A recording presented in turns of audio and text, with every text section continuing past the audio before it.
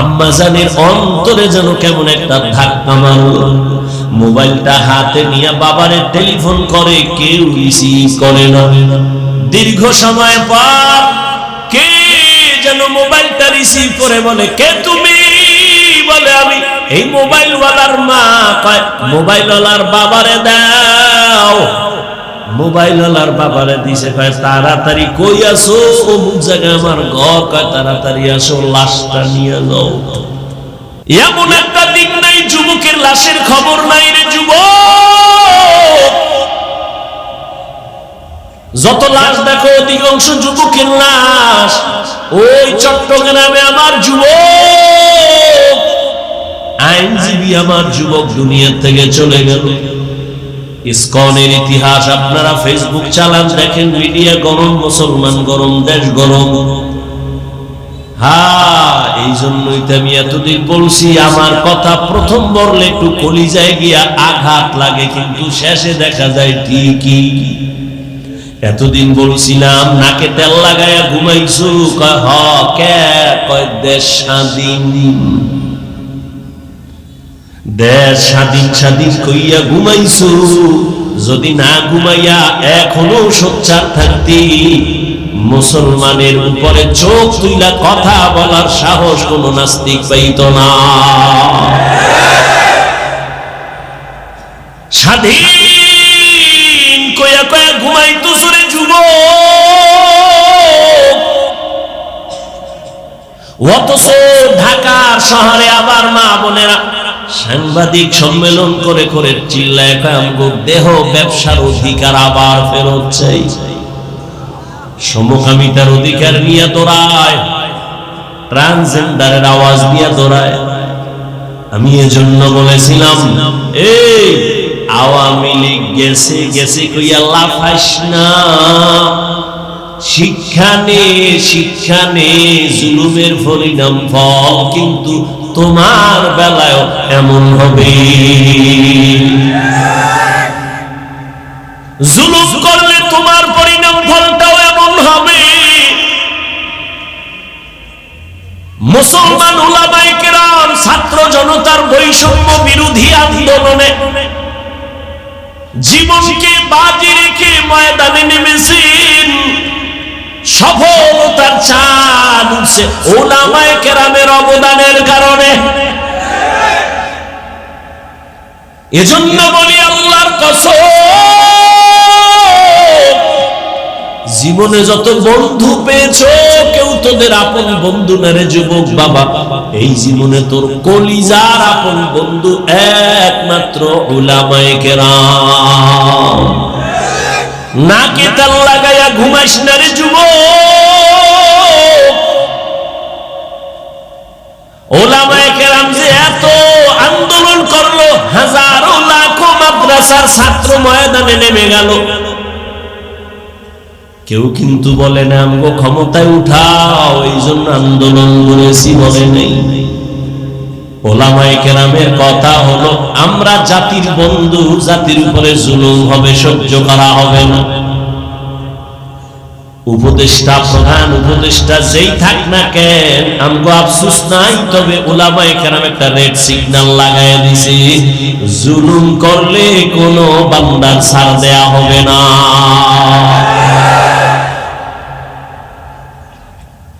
মুসলমান নাকে তেল লাগায় ঘুমাইতেছো না, মুসলমান তো নাক চোখ কান খোলা রাখতে হবে, কারণ এ দুনিয়ার বিধর্মীরা ঘুমায় না, অপেক্ষায় থাকে কখন মুসলমানের উপরে আঘাত করবে।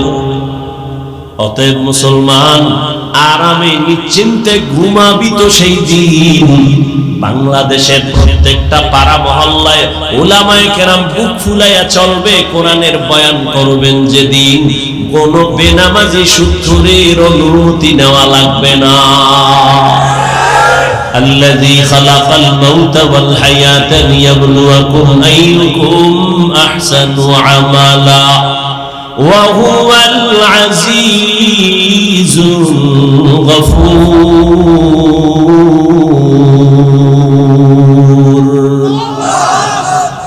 আল্লাহ বলেন, আমি মানুষের আমলের পরীক্ষা নেওয়ার জন্য পাঠাইলাম। বেশি আমল চাই না, উত্তম আমল দেখবো কারা ভালো আমল করে। আকসানু আমালা বলেননি, আল্লাহ বললেন আহসানু আমালা। আমি আল্লাহ বান্দার বেশি আমল দেখতে চাই না, কারণ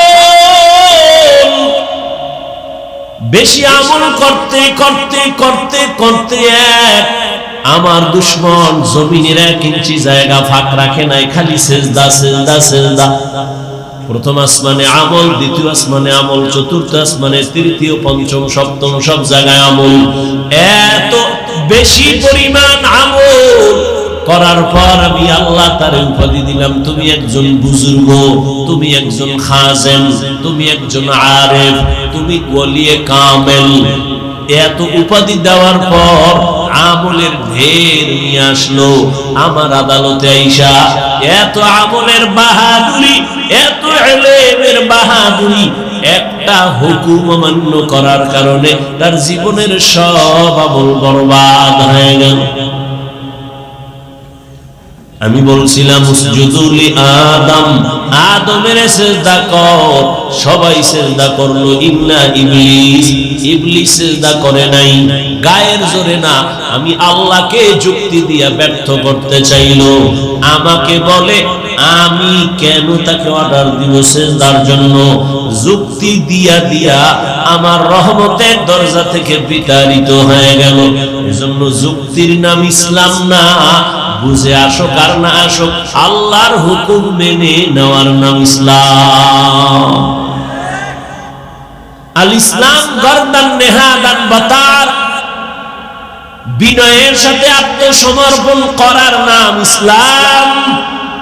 যে ব্যক্তি বিনয়ের সাথে আত্মসমর্পণ করে তার নাম এক বচনে মুসলিম, বহু বচনে মুসলমান। এজন্য আল্লাহ বলেন আমি বেশি আমল চাই না, অল্প আমল চাই। নবীও বলেন অল্প আমল নাজাতের দরজা খুলে যাবে, তবে সে আমলটা হতে হবে ইখলাসের সাথে আল্লাহর জন্য। আমি বয়ান করি আল্লাহর সন্তুষ্টির জন্য, বয়ান শুনি আল্লাহর সন্তুষ্টির জন্য। আমল মানে কাজ, কাজের বাংলা আমলের বাংলা কাজ, আবার এই কাজের আরবি আছে ফিআলুল মানিও কাজ। এই কাজ আবার 2 ধরনের কাজ, একটা ভালো কাজ, একটা খারাপ কাজ। ভালো কাজের বলে নেক আমল, খারাপ কাজের বলে বদ আমল। ফরজ, ওয়াজিব, সুন্নাত, মুস্তাহাব, সুন্নতে জায়েদা, মুআক্কাদা, ফরজে আইন, আলাল কিফায়া সব নেক আমল। গুনাহে সগীরা, কবীরা, শিরক ও কুফর ও বিদআত, মাকরু, তাহরিমি, তানজি সব হলো বদ আমল। এই বদ আমল আবার 2 প্রকার, ফাহশা আর মুনকার। ইন্নাস সালাতা তানহা আনিল ফাহশাই ওয়াল মুনকার ওয়া লাযিকরুল্লাহি আকবার। ফাহশা মানে বদ আমল, মুনকার মানে বদ আমল। দোনোটাই বদ আমল, তবে ব্যবধান হলো ফাহশা এমন বদ আমল যেগুলো বুঝার জন্য বিবেক যথেষ্ট, দলিলের প্রয়োজন হয় না। আর মুনকার এমন বদ আমল যেগুলো বিবেক দিয়া সমাধান হয় না, দলিলের প্রয়োজন হয় অতি জরুরি। যেমন 2-1টা উদাহরণ। 1 নম্বরে আপনাদের থেকে জবাব চাই, মিথ্যা কথা বলা নেক আমল না বদ আমল? এটা বুঝার জন্য দলিল লাগবে? হ্যাঁ, দুনিয়ার সবাই মিথ্যাকে অপছন্দ করে, কেউ মিথ্যা চায় না। দুনিয়ার কোন মুমিন মিথ্যা বলবে বেঈমান মেনে নিতে পারে না, বেঈমান বলে মুমিন মানে না, মা বলবে সন্তান মিথ্যা মানে না। যদিও মোবাইলের দ্বারা আমাদের মিথ্যা প্রতিদিন বেড়েই চলছে। মোবাইলের মাধ্যমে মোবাইলে এত মিথ্যা কথা বলা হয় যেগুলোর কোনো গণনার শেষ করা যাবে না। মিথ্যা একটা বদ আমল, বুঝার জন্য কোনো দলিলের প্রয়োজন নাই, যদিও দলিল রেডি আছে। আল্লাহ বলেন ওয়াইলুল ইয়াউমাইযিল লিল মুকাজ্জিবিন, ওয়াইলুল ইয়াউমাইযিল লিল মুকাজ্জিবিন, ওয়াইলুল ইয়াউমাইযিল লিল মুকাজ্জিবিন। মিথ্যাবাদীর জন্য জাহান্নাম, মিথ্যাবাদীর জন্য জাহান্নাম, মিথ্যাবাদীর জন্য জাহান্নাম। এরে নবীর আশিকের যুবক, ও বৃদ্ধ বাবাজি, ও পর্দার আড়ালের মা বোনেরা, কয়দিন এই দুনিয়ার হায়াত। ঘুমানোর জীবনে তো সময় কম পাও নাই, ঘুরার সময় কম পাও নাই, আড্ডা দেওয়ার সময় কম পাও নাই, কিন্তু তোমার জীবনের হিসাবটা কি একটা মিনিট বসে মিলাইছো নি? একদিন তো যেতেই হবে, চাইলেও থাকা যাবে না। দুনিয়ার চেয়ারে থাকতে মানুষ দেয় না, মনে চায় জীবন চেয়ারটা ধরে রাখবো, এই চেয়ার আমার, এই চেয়ারে কাউকে বসতে দিব না। দুনিয়ার চেয়ারে কেউ জোর করে বসে থাকতে পারে না। তাহলে আমার মাওলার আদালত থেকে বান্দা কেমনে তুমি দূরে সরে থাকবা? মরণ থেকে যতই পালাও, মরণ তোমায় নিবে ঘিরি। যদিও সুদূর আকাশ পানি লুকাও, সেথায় লাগিয়ে সিঁড়ি।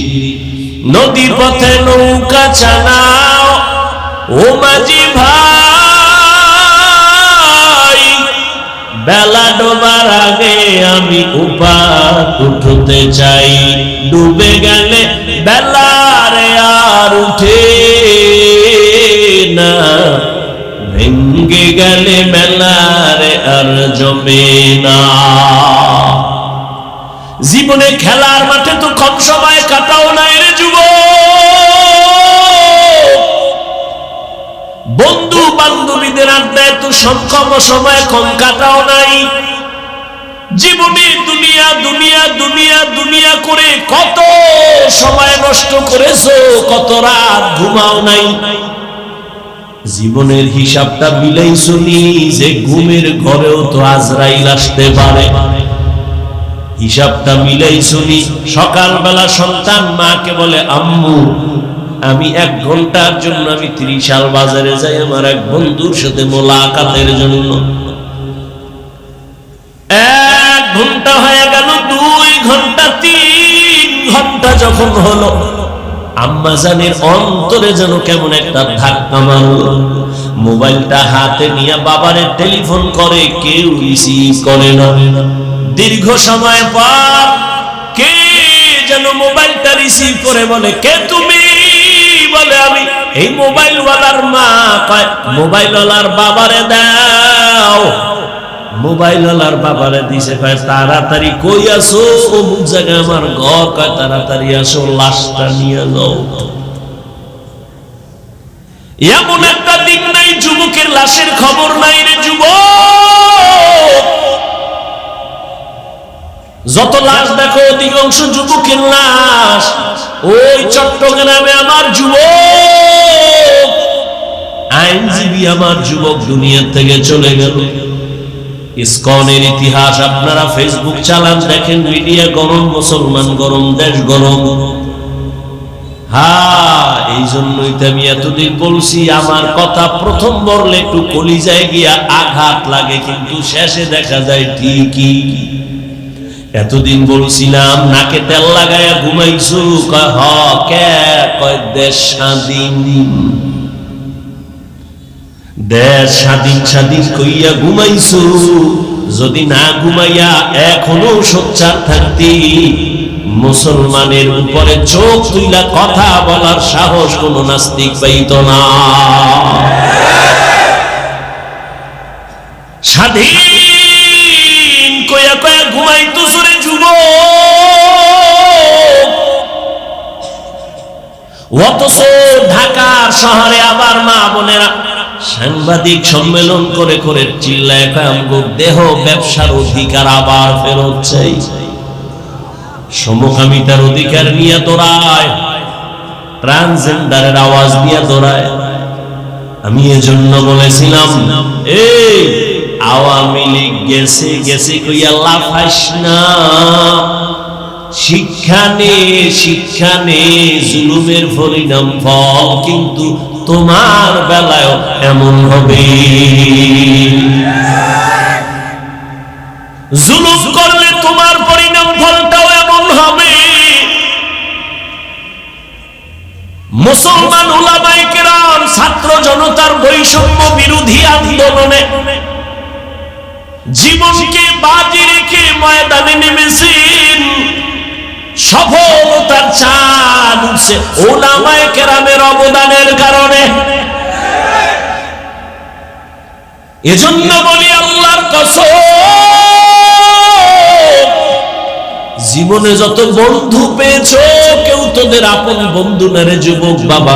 এই জীবনে তোর কলিজার আপন বন্ধু একমাত্র উলামায়ে কেরাম। আর তুই যারে বন্ধু বানাইছ এ ধান্দাবাজ আর চান্দাবাজ, স্বার্থপর।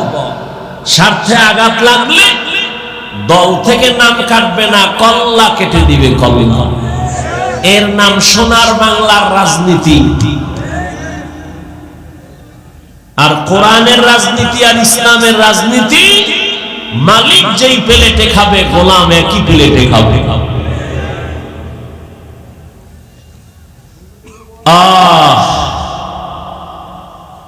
নাকে তেল লাগাইয়া ঘুমাইস না রে যুবক। উলামায়ে কেরাম যে এত আন্দোলন করলো, হাজারো লাখো মাদ্রাসার ছাত্র ময়দানে নেমে গেল, কেউ কিন্তু বলে না আমগো ক্ষমতায় উঠাও এই জন্য আন্দোলন করেছি, বলে নেই। উলামায়ে কেরামের কথা হলো আমরা জাতির বন্ধু, জাতির উপরে জুলুম হবে সহ্য করা হবে না। উপদেষ্টা, প্রধান উপদেষ্টা যেই থাক না কেন আমগো আফসোস নাই, তবে উলামায়ে কেরাম একটা রেড সিগন্যাল লাগায় দিছে, জুলুম করলে কোনো বান্দার ছাড় দেয়া হবে না।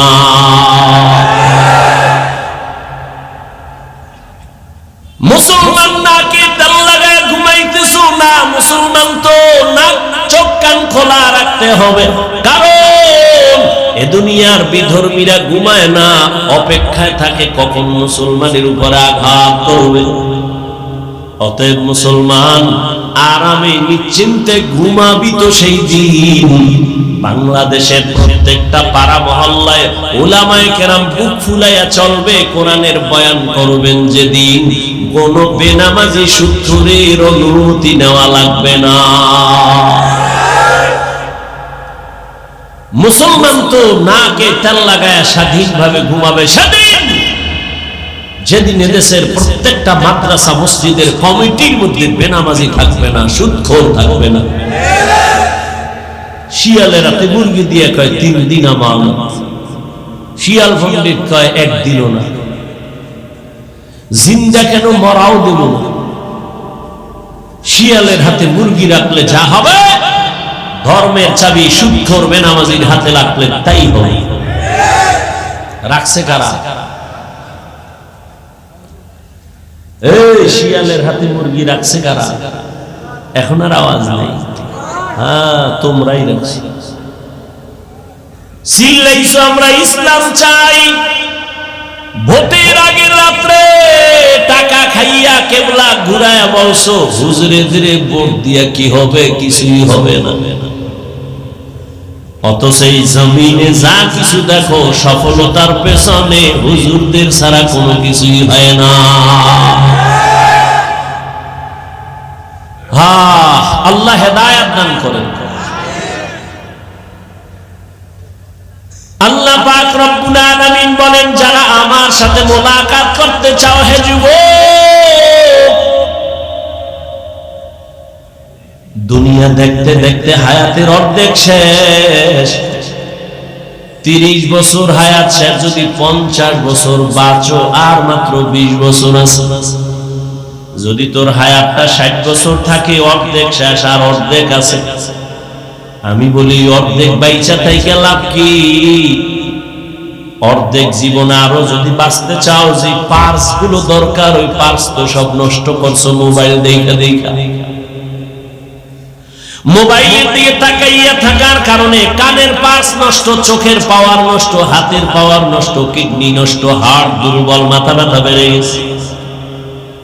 এই মোবাইল দিয়া চরিত্রটাও নষ্ট করলি, শরীরটাও নষ্ট করলি, চেহারাটাও নষ্ট করলি, লেখাপড়াও নষ্ট করলি। বাকি জীবন বিছানায় শুয়ে কাটাবি পঙ্গুর মতো। হাত থাকবে, পাওয়ার থাকবে না, চোখ থাকবে, পাওয়ার থাকবে না। এক সময় কাঁদবি, চোখের পানি মুছার কাউকে আর খুঁজে পাবি না। ফামান কানা ইয়ারজু লিকা রাব্বিহি ফালইআমাল আমালান সালিহা।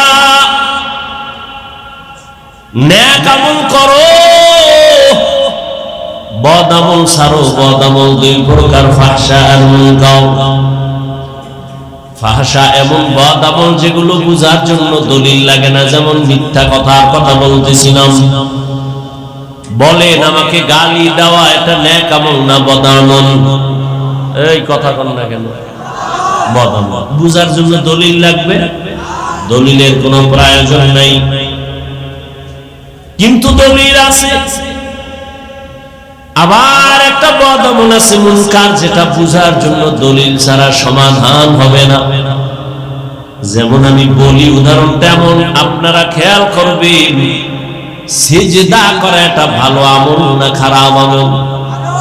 আল্লাহ ছাড়া অন্যকে ইবাদতের সিজদা দেওয়া হারাম। ইবাদতের সিজদা আল্লাহ ছাড়া কাউকে দেওয়া যাবে না। তোমার দলিল শেষ নি? কহা কইবার আমার দলিল নাও। কি আমি যে পীরের সিজদা দেই এটা ইবাদতের সিজদা না, এটা সম্মানের সিজদা না। আমি আবার প্রশ্ন করলাম, এই নাউজুবিল্লাহ পরে কোন আগে শুনেন। আমি আবার প্রশ্ন করলাম, ভাই তুমি যে বললে এটা সম্মানের সিজদা দাও, তোমার দলিল কি? দলিল নেই, চেঁচামেচি করিস না। এক নাম্বার দলিল কোরআনের আয়াত, কঠিন দলিল। কি? আল্লাহ নিজে অর্ডার করলেন আদমের সিজদা দাও। আল্লাহর সামনে আদমের ফেরেশতারা সিজদা দিছে সম্মানের। আরো দলিল নিবিনি কইতে, আরেকটা দলিল নাও তাও কোরআন থেকে। ইন্নী রাআইতু আহাদা আশারা কাওকাবান ওয়াশ শামসা ওয়াল কামার রাআইতুহুম লি সাজিদিন। টাটকা দলিল। ইউসুফ নবীর গিয়া তার মা বাবা ভাইয়েরা মিশরের জমিনে যাইয়া, ইউসুফ নবী অর্থমন্ত্রী হয়ে বসে আছেন মিশরে। মা বাবা ভাই কেনান থেকে যাইয়া ইউসুফ নবীর সিজদা করেছিল সম্মানের সিজদা। টাটকা দুইটা দলিল দিছে কোরআন থেকে। আমি বোল্ড হয়ে গেছি, আমার আর এলেমের জোর নাই এটারে কাউন্টার দিতে। এখানে এখন লাগবে আলাদা পাওয়ার। কি পাওয়ার? সচরাচর আমরা বলি এটাকে রুহানি পাওয়ার। কোরআনে এই পাওয়ারকে বলা হয়েছে ফুরকান, হাদিসে এই পাওয়ারটাকেই বলা হয়েছে ফেরাসাতের পাওয়ার। ইয়া আইয়ুহাল্লাযীনা আমানু ইন তাত্তাকুল্লাহ ইয়াজআল লাকুম ফুরকানা। তাকওয়ার উপরে যারা চলবে আল্লাহ তাদেরকে ফুরকান নামের একটা আলাদা পাওয়ার দান করবেন। কেমন ওই পাওয়ার? হুয়া নূরুম মিন ইলাহি, আল্লাহর দেওয়া একটা নূরের আলো, একটা পাওয়ার। যেই পাওয়ার দিয়া মা ফুররিকা বিহি বাইনাল হাক্কি ওয়াল বাতিল, হক বাতিল নির্ণয় করে হকের পথে আগায় যাবে। হাদিসে এই পাওয়ারটাকে বলে ফেরাসাতের পাওয়ার।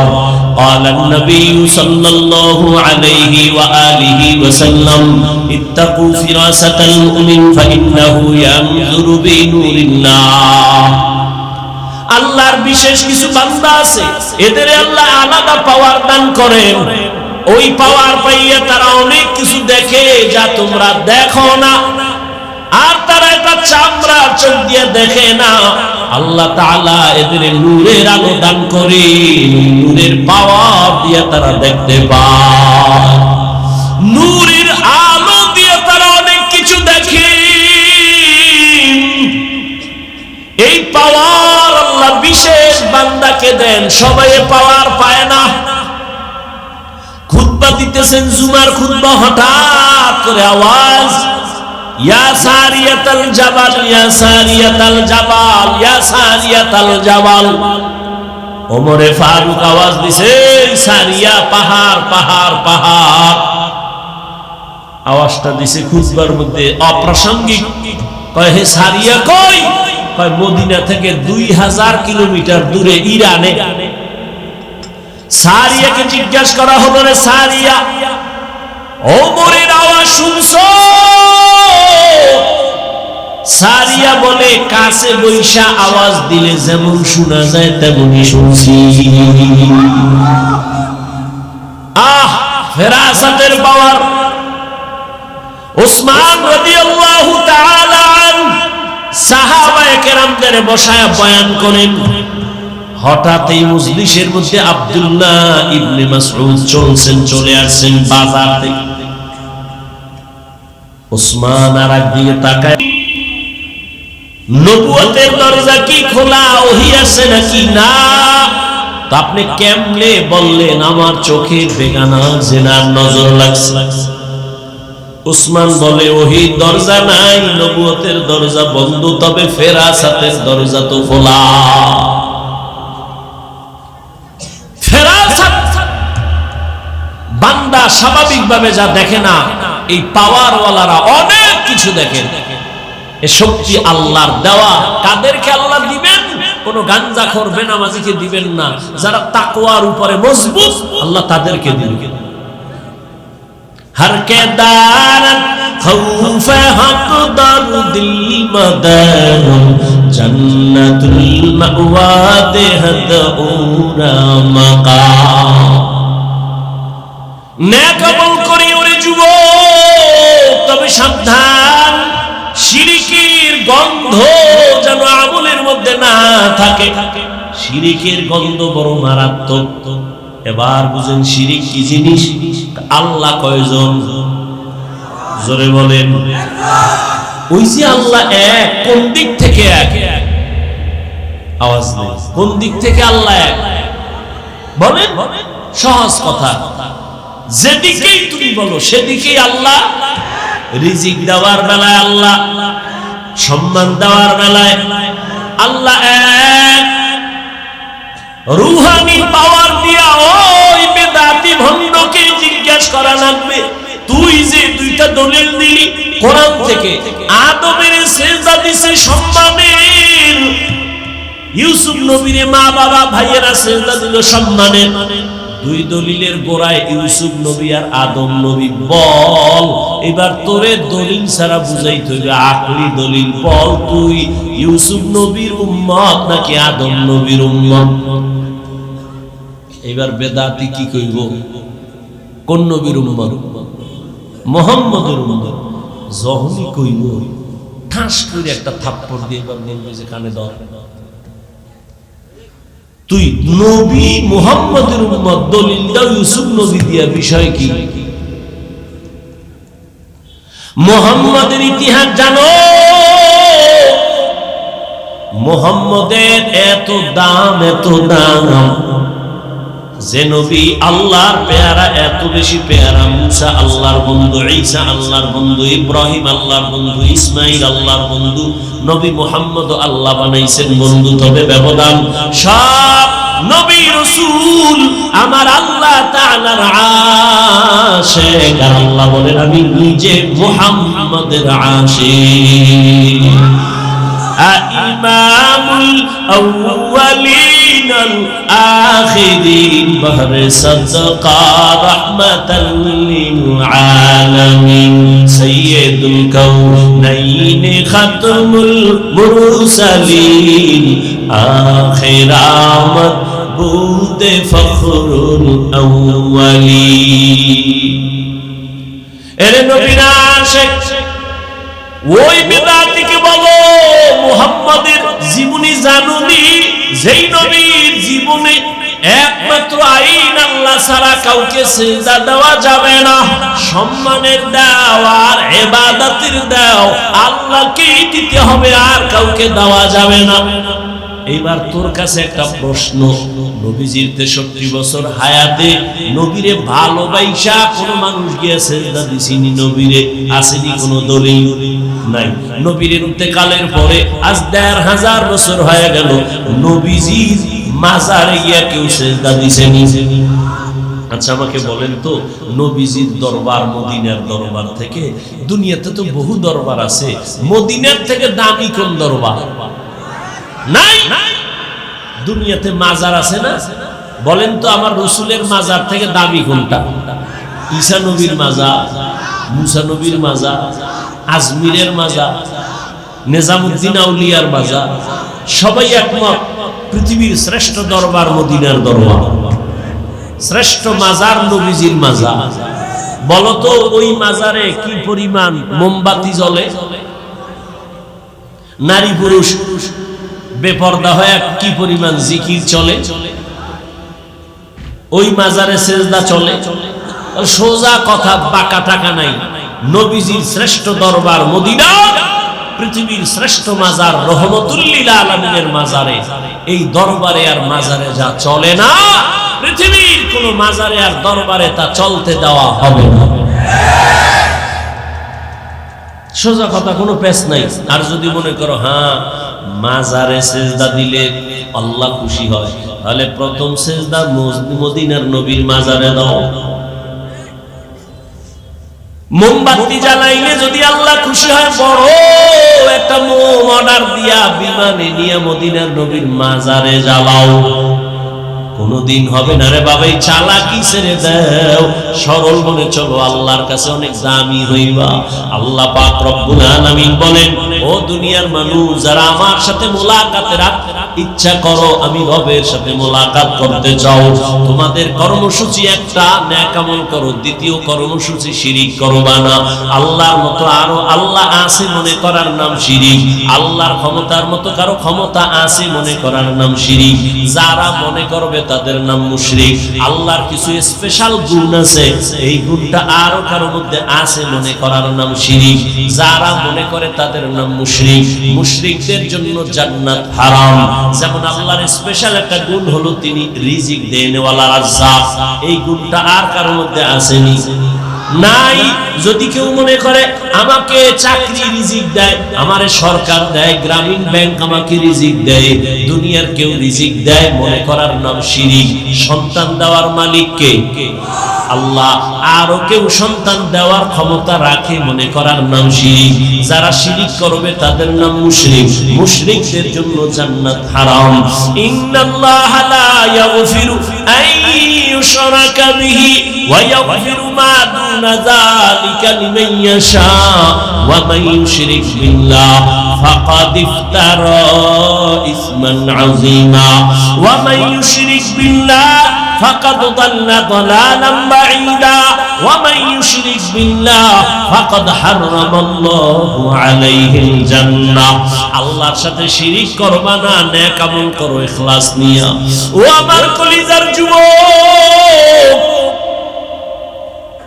এমন বয়ান, এত বয়ান, তাবলীগের তাবলীগওয়ালাদের বয়ান, পীর মাশায়েখের বয়ান, বয়ান তো তুমিও জানো। মিথ্যা বলা হারাম, গালি দেওয়া হারাম, গীবত করা হারাম, নাচ দেখা হারাম, গান শোনা হারাম, চুরি করা হারাম, ডাকাতি করা হারাম, জুলুম করা হারাম, মানুষকে জবাই করা হারাম।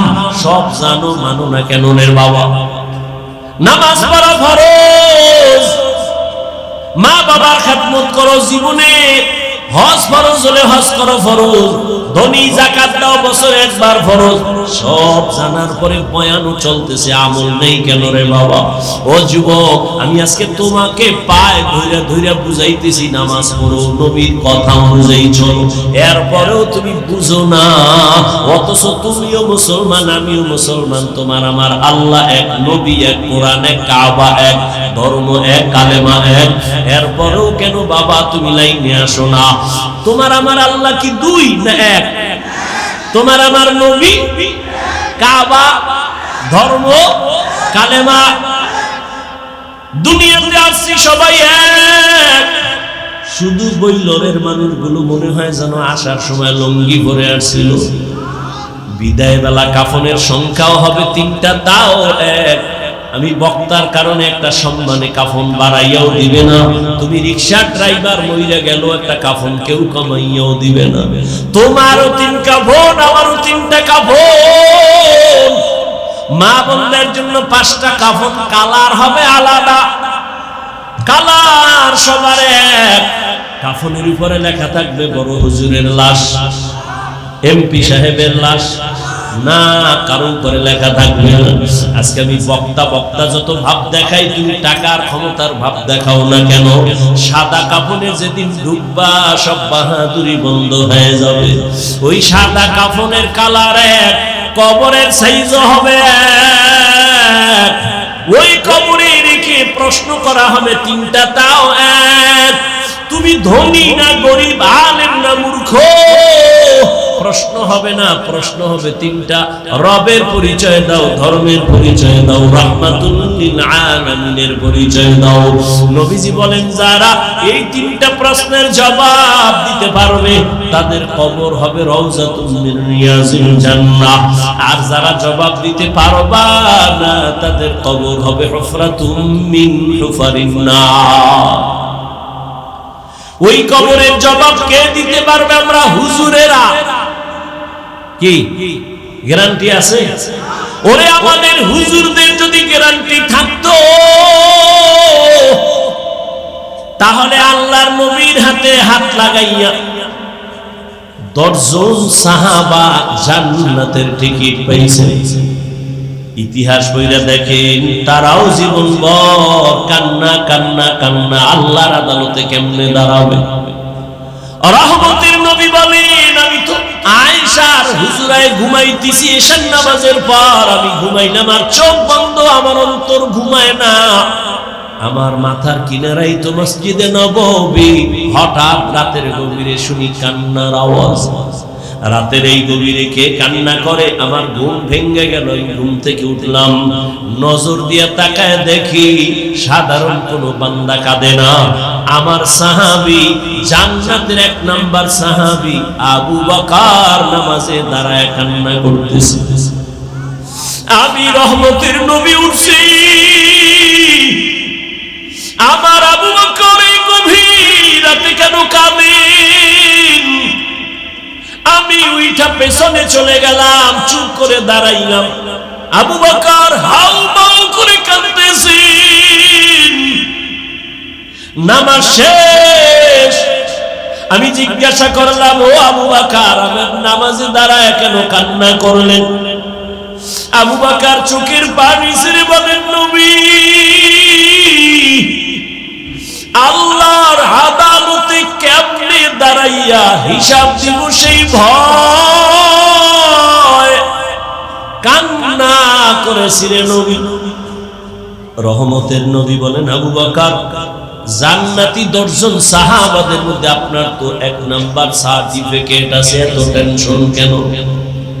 আবু বকর কান্না করে বলেন, ইয়া রাসূলুল্লাহ, আপনিই তো বয়ান করে বলছেন কিয়ামতের ময়দান হবে বড় কঠিন, জমিনটা হবে কিয়ামতের মাঠ, আরাফার ময়দান হবে আল্লাহর আদালত, স্টেজ হবে আল্লাহর আদালত। ও নবী, আপনিই তো বয়ান করেছেন আর কান্না করেছেন, কিয়ামতের দিন সমস্ত মানুষগুলো উলঙ্গ দাঁড়াবে, নারী আর পুরুষ সব উলঙ্গ দাঁড়াবে, সূর্যটা নিচে নেমে আসবে, আর আল্লাহ অর্ডার করবে, রে সূর্য, যত তাপ আছে নিচে কইরা ছেড়ে দাও।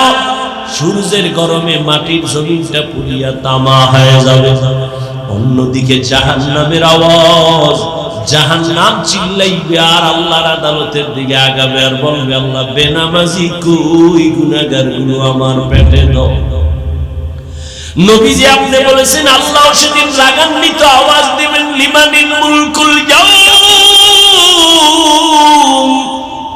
লিল্লাহিল ওয়াহিদিল কাহ্হার। আমার আল্লাহ এত রাগ নিয়ে আওয়াজটা দিবেন যে আওয়াজে হাসরের ময়দানটা থরথর করে কেঁপে উঠবে। নবীদের কোনো গুনাহ নাই, তারাও কান্না শুরু করবেন আর বলবেন, আল্লাহ, আমার কি উপায় হবে?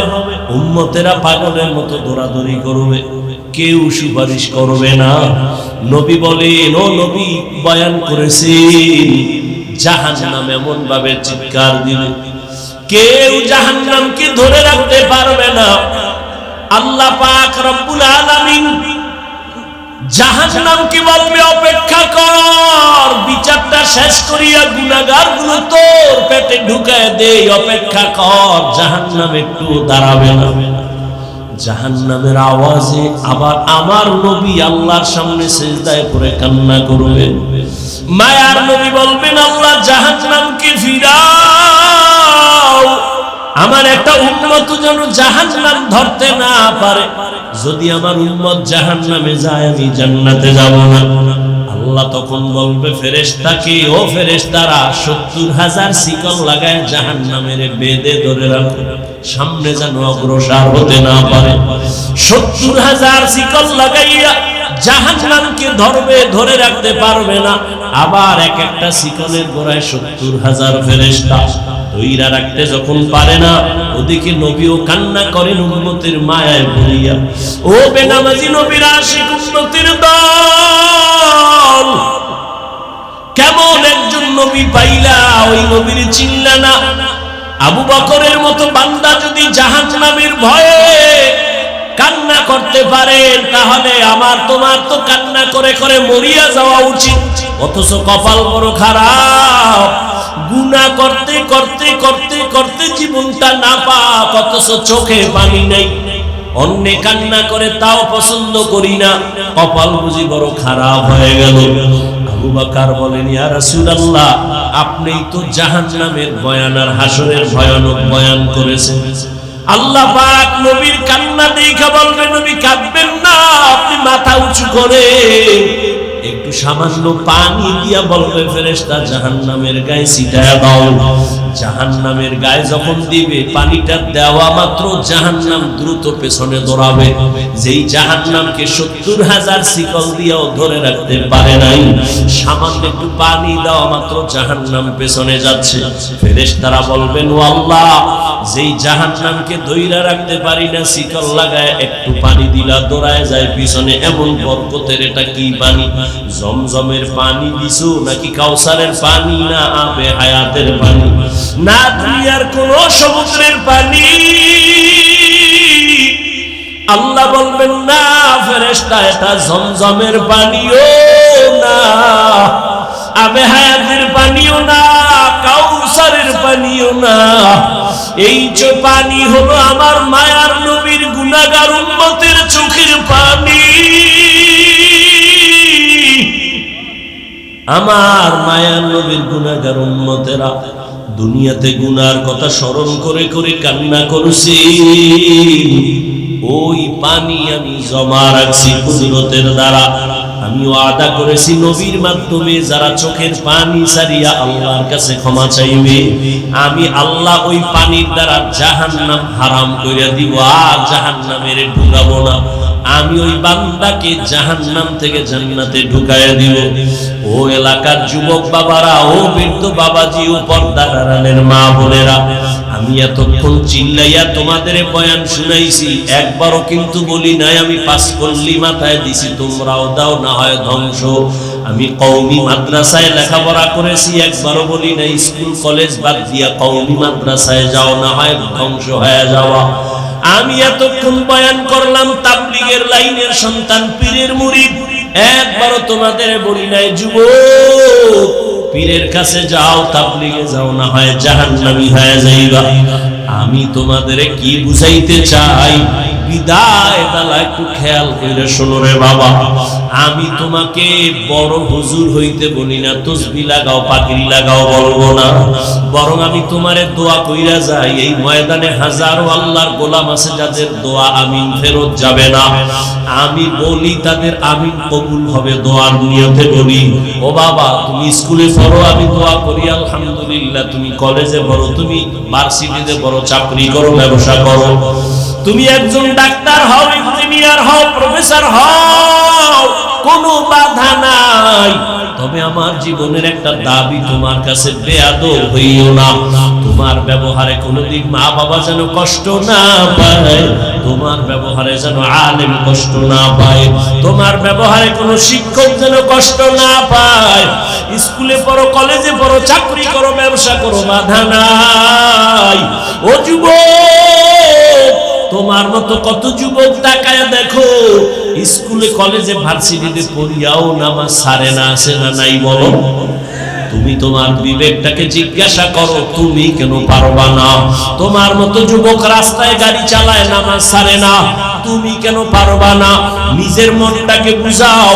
কুত্তা শুয়ারের আল্লাহ আকল দেয় না ভালো মন্দ যাচাই করার। আল্লাহ মানুষ হিসাবে তোমাকে আল্লাহ জ্ঞান দান করেছেন, তুমি কেন নামাজ পড়তে পারো না রে বাবা? মনে মনে কি ভাবতেছো কোরআন মিথ্যা? একটা প্রমাণ এখন দাও, আমি এখন দাড়ি কেটে ফেলবো, প্যান্ট শার্ট টাই লাগায় রাস্তায় নাচ গান করবো, আর আল্লাহর কথা বলবো না। দুনিয়ার সব কোরআন আগুন দিয়া জ্বালায় দিব। কারণ কোরআন যদি ভুল হয় তো আমগো বয়ানও ভুল, কোরআন যদি ভুল হয় সত্যিকারে তো আল্লাহ আছে এ কথাও ভুল। কোরআন যদি ভুল প্রমাণ করতে পারো, কিয়ামত হবে, জান্নাত হবে, সব ভুল। কিন্তু তুমি কেন? ১৫০০ বছর পর্যন্ত বহু মহাপণ্ডিতেরা অপচেষ্টা করলো ভুল বের করার জন্য, কেউ পারে নাই, বরং বহু বান্দা কালেমা পড়া মুসলমান হয়ে গেল। ও আল্লাহর বান্দা, তোমার অন্তর যদি বলে না আসলেই কোরআন সত্য, তাহলে ভালো করে মনে রাখবা, গুনাহ নিয়ে কবরে গেলে জাহান্নামের আযাব ভুগতে হবে, তাও সত্য। কোরআন যদি তোমার অন্তর বলে সত্য, জান্নাত নেক আমল নিয়ে গেলে জান্নাত পাইবে, তাও সত্য।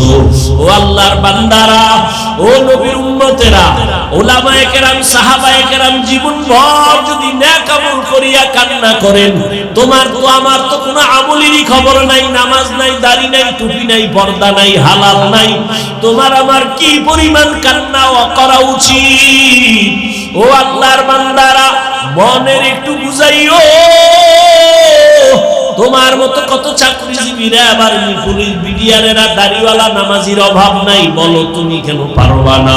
তোমার মতো কত ব্যবসায়ী ব্যবসা করে হালাল ভাবে, নামাজ ছাড়ে না, তুমি কেন পারবা না?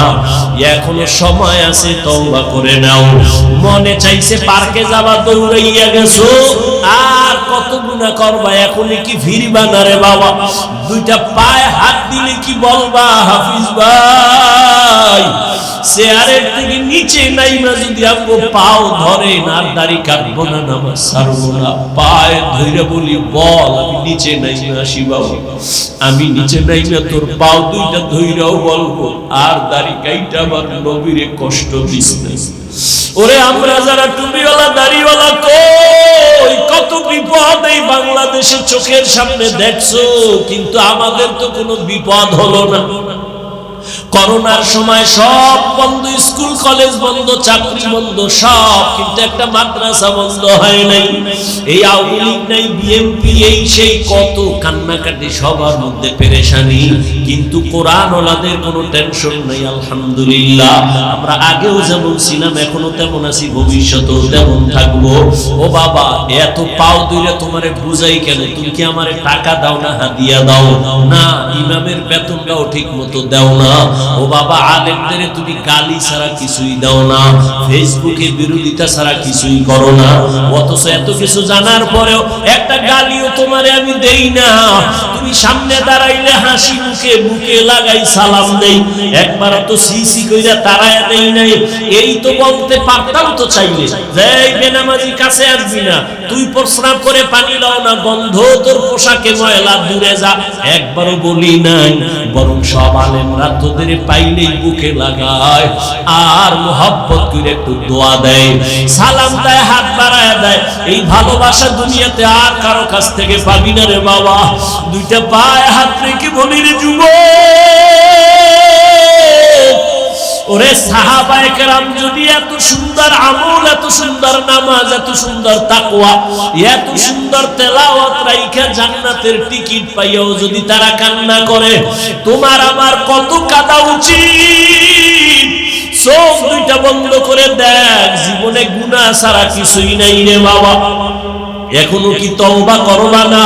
তোমার আমার মতো যুবক, পানির নিচে তাকায় দেখ যুবকের লাশ, গাড়ির নিচে যুবকের লাশ, ঘুমের বিছানায় যুবকের লাশ। এই জীবনে তো কোনোদিন আমি প্যান্ট শার্ট দূরের কথা, আমার বাবা হাফ প্যান্টও পরান নাই। এই যে লম্বা জামাটা পরছি, ওলামায়ে কেরাম তো কানি ফাড়া জামাও পরে, আমার আব্বা জীবনে আমাকে কানি ফাড়া জামাও পরায় নাই। ও বাবা, চাইলে তো অনেক কিছু করতে পারতাম, তুমি যে যুক্তি দাও টুপি মাথায় দিলে মাথা গরম, এই বুদ্ধি কি আমার নাই? বুঝটা কি নাই? বুঝি তারপরও ছাড়ি না কেন? দাড়ির কারণে যৌবনের ভাব চলে যায়, বুঝি তারপরও কেন দাড়ি কাটি না? ও বাবা, তুমিও মুসলমান, আমিও মুসলমান, তোমার টুপি মাথায় দিতে লজ্জা লাগে আর আমার না দিলে লজ্জা লাগে। আমার দাড়ি কাটতে লজ্জা লাগে, তোমার দাড়ি রাখতে লজ্জা লাগে। আমার পর্দা না করলে লজ্জা পাই, তুমি পর্দা করতে গেলে লজ্জা পাও। আমি মসজিদে না ঢুকলে লজ্জা পাই, তুমি মসজিদে ঢুকতে গেলে লজ্জা পাও। আসলে বিষয়টা কি আর কিছুই না, জাহান্নামের আগুনের ভয়। এই জাহান্নামের একটা সেকেন্ডের আযাব সহ্য করতে পারবো না। দুনিয়াতে একটা মশায় কামড় দিলে সইতে পারি না, রাতে আর ঘুম হয় না। একটা বেতের বাড়ি সহ্য করতে পারি না রে বাবা। ওই দুনিয়ার সূর্যের গরম সহ্য করতে পারি না। গুনাহগার হইয়া যদি কবরে যাই, ওই কবরে গেলে জাহান্নামের আগুনের গরম কেমনে সহ্য করব? ওই কবরের দুই পাশের মাটির চাপ সহ্য করতে পারবো না, জাহান্নামের গরম সহ্য করতে পারবো না রে বাবা। ও যুবক বাবারা, ও পর্দার আড়ালের মা বোনেরা, আপনাদের মতো কত মা বোন এখনো আছে পর্দা করে, স্বামীর মাল হেফাজত করে, মোবাইলে চরিত্র নষ্ট করে না। ও মা, স্বামীর মাল হেফাজত করে, সন্তানগুলো দিনদার বানাবার চেষ্টা করে। ও পর্দার আড়ালের আম্মা জানেরা, সন্তানটাকে ডাক্তার বানাইয়েন, ইঞ্জিনিয়ার বানাবেন, বাধা নাই, তবে বেয়াদব বানাবেন না। সন্তানের আচরণে যেন কোনোদিন মা বাবা কষ্ট না পায়, আলেম কষ্ট না পায়, শিক্ষকেরা কষ্ট না পায়। ও যুবক, এখনো কি জাহান্নামের আগুন থেকে ফিরবে না রে বাবা? আল্লাহর নবী সামনে আবু বকর দাঁড়ায় কান্না করেন, ইয়া রাসূলুল্লাহ, কিয়ামতের ময়দানে কি উপায় হবে আমার? হাসরের ময়দানে আল্লাহ যদি বলে, আবু বকর তোমার জিন্দেগীর সব আমল আমার কাছে পছন্দ হয় নাই, তখন আমার উপায় কি হবে? আমার হাতে তো জাহান্নামের হ্যান্ডকাপ লেগে যাবে। ওই জাহান্নাম যে কত ভয়ঙ্কর, কিয়ামতের ময়দানে আমার আল্লাহ গুনাহগারদের ব্যাপারে বলবে, ওয়ামতাজুল ইয়াউমা আইয়ুহাল মুজরিমুন, ও গুনাহগারেরা তোরা নেককারদের থেকে আলাদা হয়ে যা। ফেরেশতারা যারা নেক আমলওয়ালাদের ডাইনে দাঁড় করাও আর গুনাহগারদের আলাদা কইরা দাও। আমি ডান হাতে আমলনামা দিব যারা নেক আমলওয়ালা, যাদের ডান হাতে নেক আমল দিবে আল্লাহর বান্দারা বিনা হিসাবে জান্নাতে যাবে। আর যারা গুনাহ নিয়ে দাঁড়াবে, আল্লাহ বলবে ওদের বাম হাতে আমলনামা দিব, তবে আমি সোজা হাতে দিব না। আল্লাহ তখন এতটা রাগ হইয়া একটা আওয়াজ দিবেন, এ ফেরেশতা, এই বেঈমান নাফরমান, আমার দেওয়া পানি, আমার দেওয়া সূর্যের আলো, আমার দেওয়া চাঁদের আলো, আমার দেওয়া জমিনের ফসল গাছের ফল খাইলো, আমার হুকুম মতো চলে নাই, এরে সোজা হাতে আমলনামা দেওয়া হবে না। আল্লাহ বলবেন, ফেরেশতা, এই নাফরমানের বুকের মাঝে ছিদ্র কর, বুকের মাঝে ছিদ্র করিয়া বাম হাতটা বুকের ভেতর দিয়া ঢুকাইয়া পিঠের থেকে বের করো। সাথে সাথে ফেরেশতারা ওই নাফরমান গুনাহগারের বুকের মাঝে ছিদ্র করিয়া বাম হাতটা পাকা করে ঢুকাইয়া পিঠের থেকে হাতটা বের করিয়া ফেলবে। আমার আল্লাহ তখন পেছনের হাতে আমলনামা দিয়া বলবেন, ইকরা কিতাবাকা কাফা বিনাফসিকাল ইয়াউমা আলাইকা হাসিবা। এই নাফরমান, দেখ তোর আমলনামায় জীবনে কোথায় কয়টা গুনাহ করেছো, হিসাবটা নিজেই মিলায় নে। ফেরেশতারা বলবে, আল্লাহ পেছনে আমলনামা, চেহারাটা সামনে পড়বে কেমনে দেখে না। আল্লাহ আবার রাগান্বিত হয়ে বলবে, ও ফেরেশতা, এই নাফরমানের ঘাড় ধইরা মোচড় দাও, ঘাটটা ধইরা মোচড় দিয়া পেছন দিকে ফিরাও। ওরে জাহান্নামের ভয় যদি অন্তরে থাকে, আমার নবী বলেন জাহান্নামের বয়ান যখন শুনো, আওয়াজ পাইলে দুই ফোঁটা চোখের পানি ছাড়িয়া কান্না করিও। ও বাবারা, তোমার আমার চোখে পানি নাই কেন? একমাত্র কারণ গুনার কারণে দিলটা পাথর হয়ে গেছে, এই কারণে চোখে পানি আসে না। অথচ জাহান্নামের আযাবের ভয়, আল্লাহর কোরআন বলে পাথর কান্না করে জাহান্নামের আযাবের ভয়। ওই পাথরের থেকেও কি তোমার কলবটা শক্ত? এত গুনাহ করছো, মালিকের আদালতে কেমনে দাঁড়াইবা? এখনো কি তওবা করবা না রে যুবক? ওরে মা বাবার দোয়া নিয়ে সামনে আগাও, মনে মনে তওবা করো আর বলো আমার আল্লাহকে বলতে থাকো গোপনে, মনে মনে আমার আল্লাহকে ডাকো আর বলো হে আল্লাহ। এই বৈলরের ময়দানে তাকাইয়া দেখো,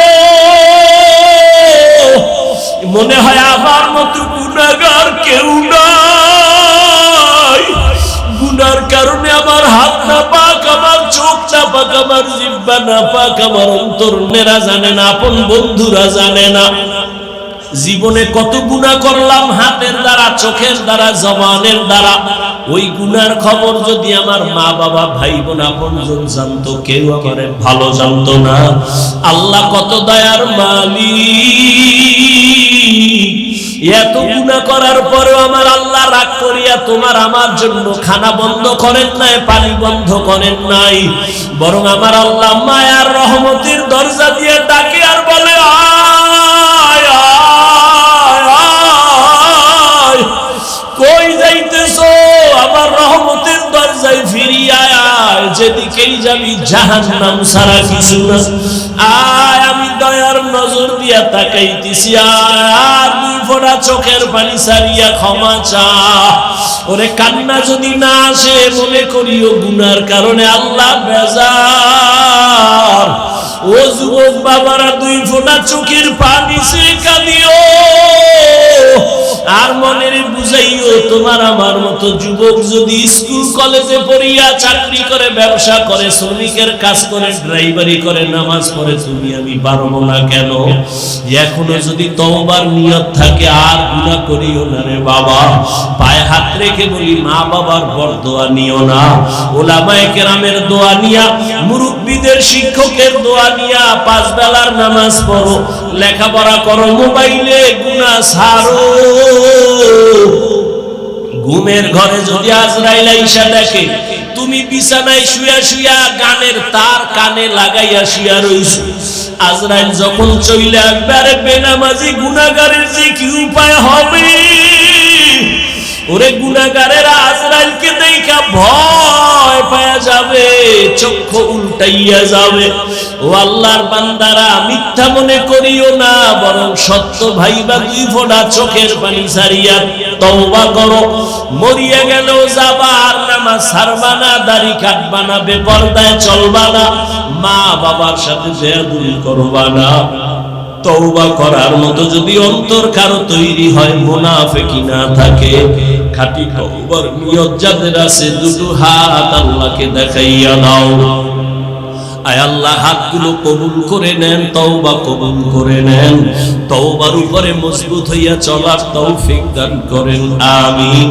আলহামদুলিল্লাহি রাব্বিল আলামিন, ওয়াস সালাতু ওয়াস সালামু আলা সাইয়্যিদিল আমবিয়া ওয়াল মুরসালিন ওয়া আলা আলিহি ওয়া আসহাবিহি আজমাইন।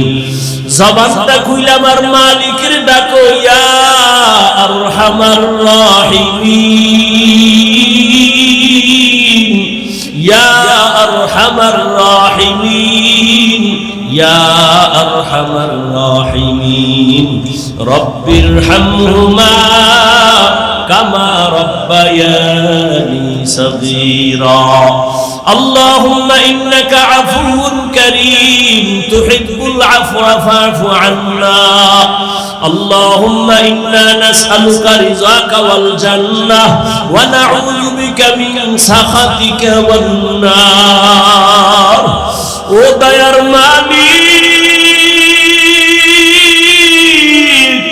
কুদরতের নজর দিয়া তাকাইয়া দেখেন এই ময়দানে আপনার গোলামরা গভীর রাতে কেন হাজির হয়েছে রে আল্লাহ।